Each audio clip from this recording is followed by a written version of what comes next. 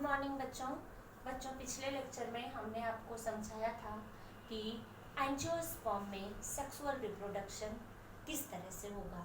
एक समरी हमने आपको बताई। बच्चों अब जो पूरी लाइफ हिस्ट्री ऑफ एंजियोस्पर्म आपको पढ़ना है कि फ्लावर से जो पार्ट है स्टेमेन और गाइनोसियम, इन दोनों ऑर्गन्स में माइक्रोस्पोर और मेगास्पोर का डेवलपमेंट होता कैसे है, और इस माइक्रोस्पोर के डेवलपमेंट के बाद कैसे पॉलिनेशन होता है, किस तरह से फर्टिलाइजेशन होता है, पोस्ट फर्टिलाइजेशन चेंजेस क्या क्या होते हैं, ये पूरा आपको इस चैप्टर में पढ़ना है। तो नेक्स्ट चैप्टर में हमने आपको समराइज, पिछले लेक्चर में हमने आपको समराइज बताया था कि जो male reproductive organ anther, female reproductive organ gynoecium, इन दोनों ने एंथर में पॉलन ग्रेन बना, गाइनोसियम में ओव्यूल बना, फर्टिलाइजेशन हुआ, सीड बना, और यही सीड आगे चल करके आपका नया स्पोरोफाइट बनाएगा। आपको पहले भी बताया है कि जो एंजियोस्पर्म है, एंजियोस्पर्म में स्पोरोफिटिक फेज डोमिनेंट होती है, डिप्लॉयड होती है, ये लंबी अवधि तक होती है, जड़, तना और पत्ती में विभेदित होती है, इन्हीं पर फ्लावर्स लगते हैं। और जो गैमेटोफिटिक फेज है, that gametophytic phase is very very reduced and restricted to the gametes only, that is the male gamete and female gamete, that is in the form of the ovule या megaspore. बच्चों अब यहाँ पर हम आपको बताएंगे कि जो मेल रिप्रोडक्टिव यूनिट है एंड्रोसियम, ये एंड्रोसियम किससे मिलके बने होते हैं? स्टैमेन से, और ये स्टैमेन हर प्लांट में अलग अलग वैरी करते हैं, एक से लेकर के असंख्य तक हो सकते हैं, डिपेंड करता है कि फ्लावर किस प्लांट का है, किस फैमिली का है। जैसे सिंगल स्टैमेन, तो male flower is represented by single stamen in euphorbia, हम आपको पहले भी बताए हैं। इसी तरह से कोरोनापस में 2 होते हैं। इसी तरह से दूसरे प्लांट्स हैं जिनमें कि इनकी संख्या वैरी करती है। बच्चों ये स्टैमेन है, ये इसका फिलामेंट है, ये इसका कनेक्टिव है, और ये एंथर लोब है। अच्छा, अब ये जो एंथर है, इसमें जो लोब है ये सिंगल भी हो सकता है।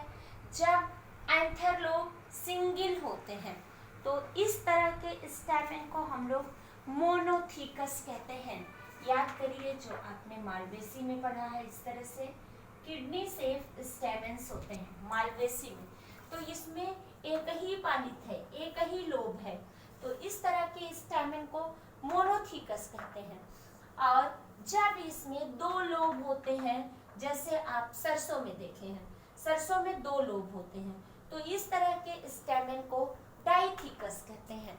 अब स्टैमेन के एक लोब में जो माइक्रोस्पोरेंजिया होती है वो 2 होती हैं बच्चों।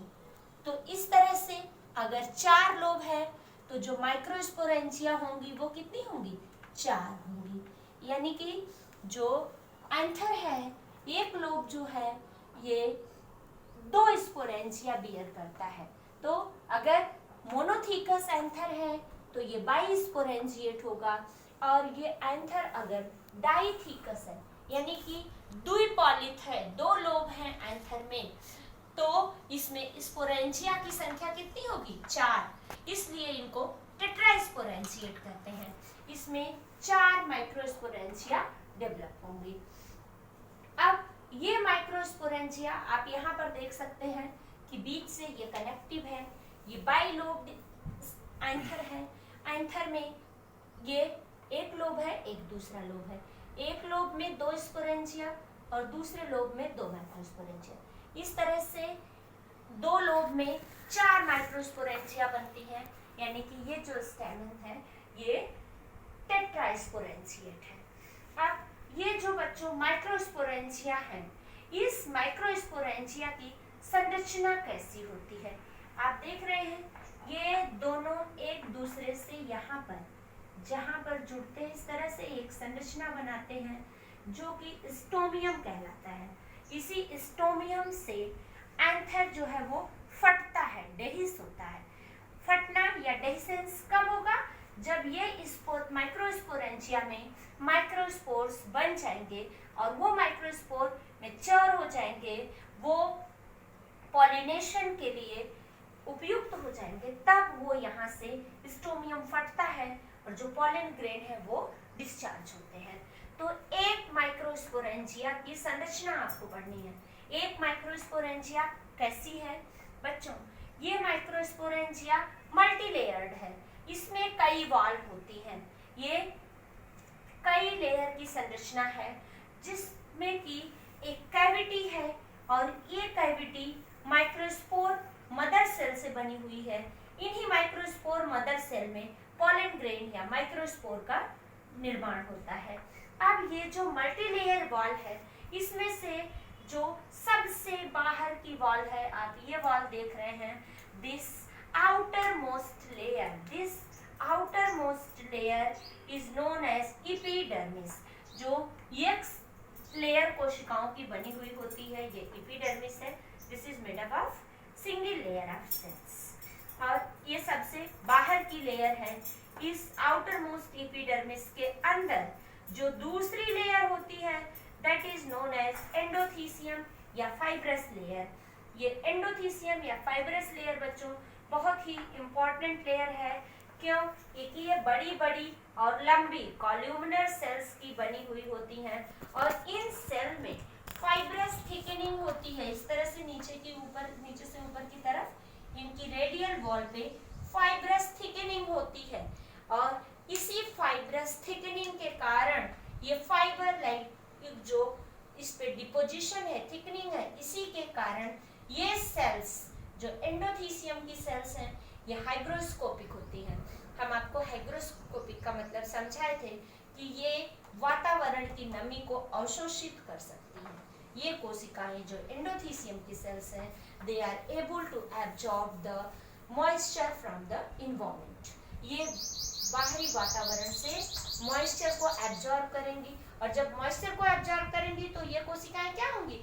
फूल जाएंगी, और फूलने की से ये जो होती हैं इस एंथर के डेhiscence में, एंथर के प्रस्फुटन में, इसके फूटने में सहायता करती हैं।